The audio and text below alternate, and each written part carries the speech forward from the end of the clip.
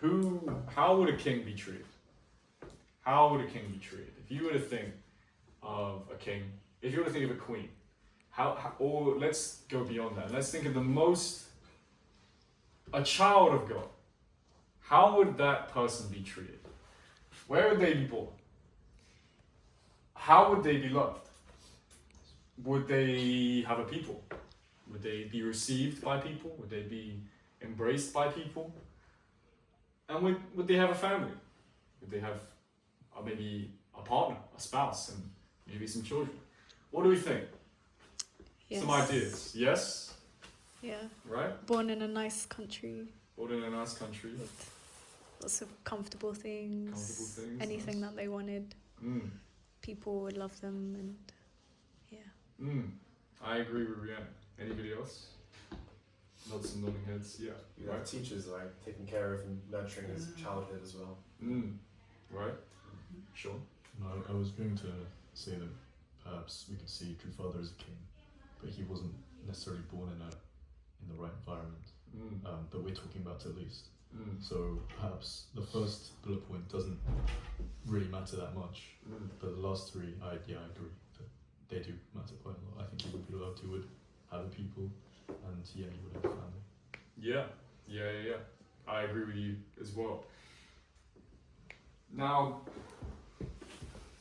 what about the first king? What about the King of Kings? Jesus. What kind of circumstances was he born into? He wasn't born here. He wasn't born in a palace. He was born in a stable, right?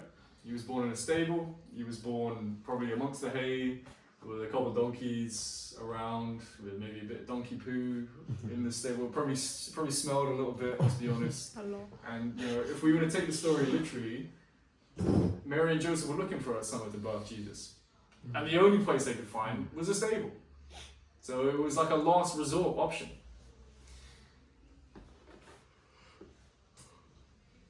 How would he be loved?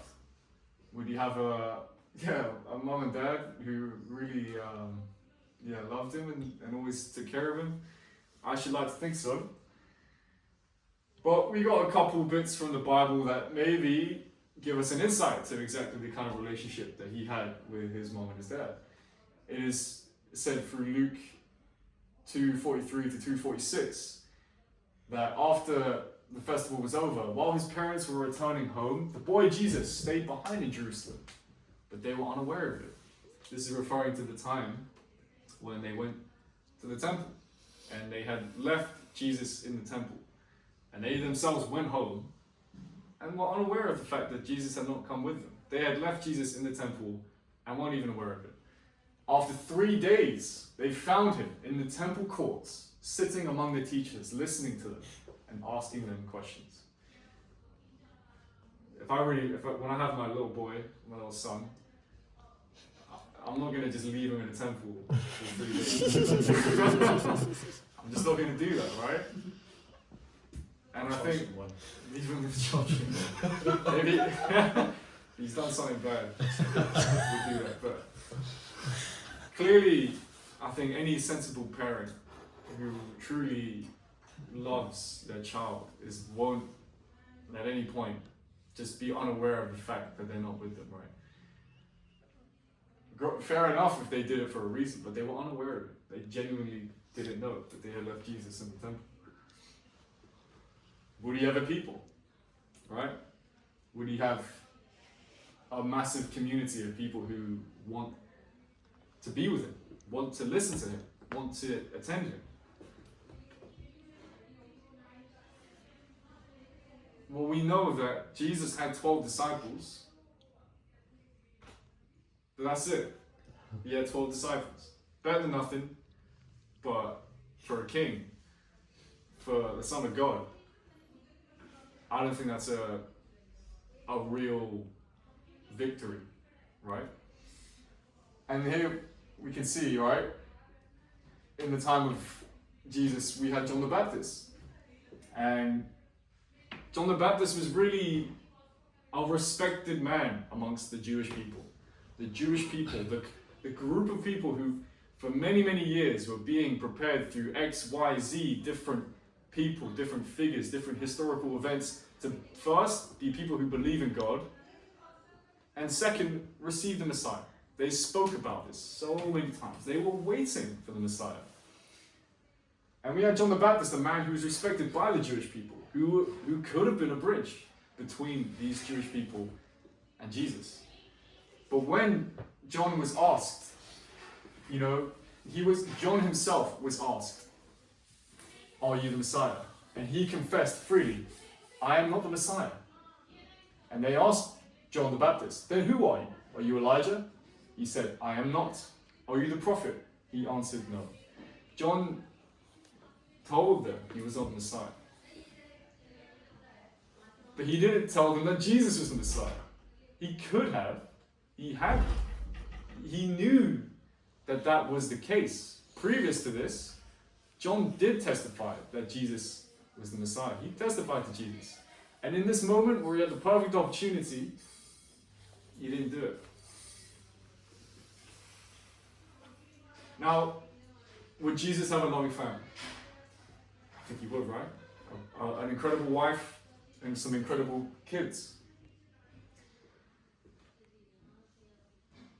But in this story here, we have it where Jesus and his mother Mary are at somebody else's wedding. And it says here that when the wine at this wedding was gone, Jesus' mother, Mary, said to him, "They have no more wine." To which Jesus then replied, "Woman, why do you involve me? My hour has not yet come." And in this story, we have Jesus, a 33-year-old man at this point, at somebody else's wedding. And his mother asking him to perform a miracle of making water into wine for the bride. Why? That's his mom. Why isn't his mom's priority getting Jesus married? He's 33. Jewish tradition, you get married, much younger than that, in your 20s. Why isn't Jesus' own mom not trying her hardest to find him a bride? Instead, asking him to turn water into wine at somebody else's wedding, So I think it's pretty clear to see that Jesus had some pretty unideal circumstances. Jesus had a tough set of cards, man. He was fighting against the odds, right? No one was really, helping him out, unfortunately, in all those different ways. And we can see that towards the end of Jesus' life, it didn't get better. At trial, the Jewish people, they had a choice. They could have freed either Barabbas, who was a murderer, he was a murderer of a Roman man, or Jesus.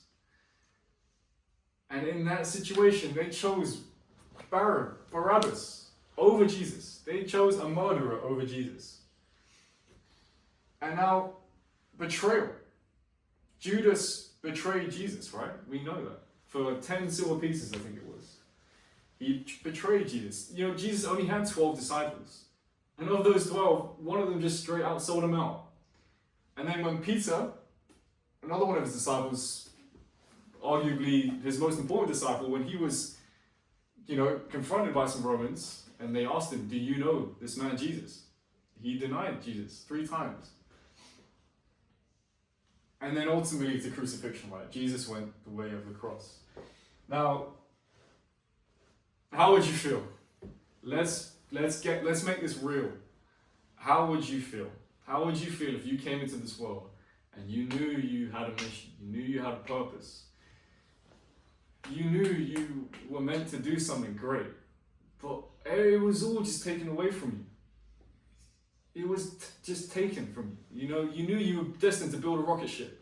You knew you were destined to start a YouTube channel.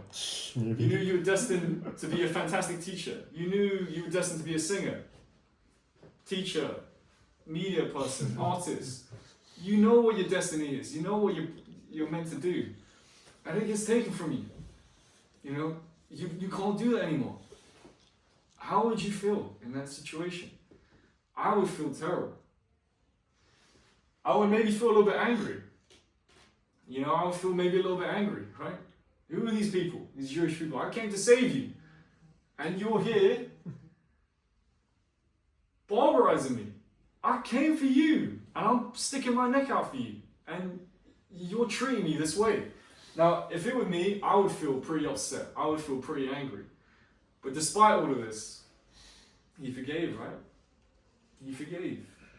And the reason that I want to focus on this, and the reason I want to really highlight how difficult Jesus' life was because you can look at that and you can think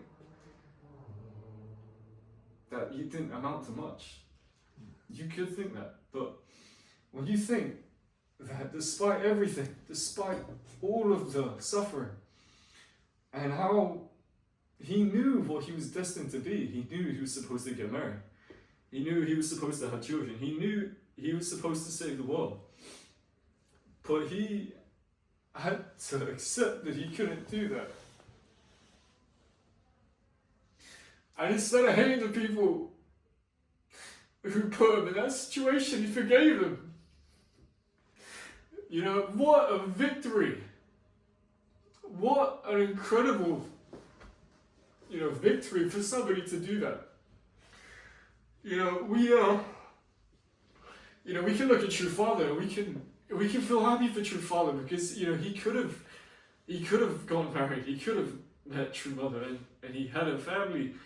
And he really, he brought us all into this world. But, we think Jesus was supposed to do that as well. But he had it taken away from him.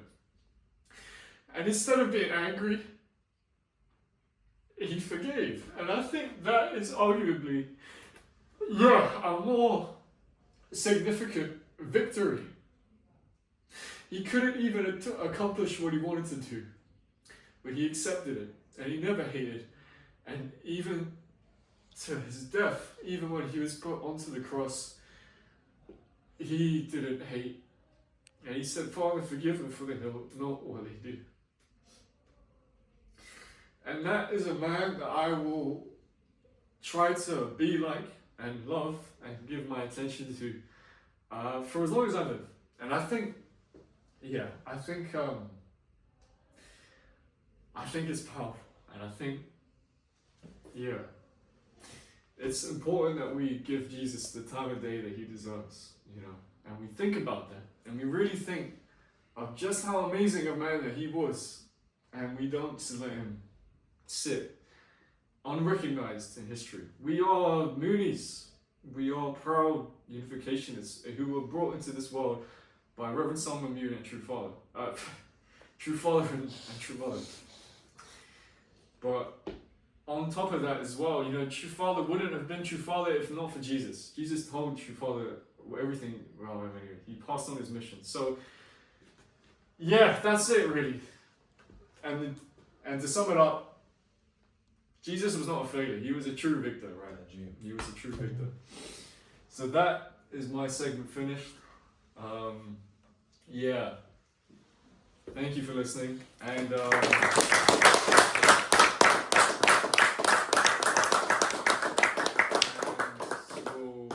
invite David to now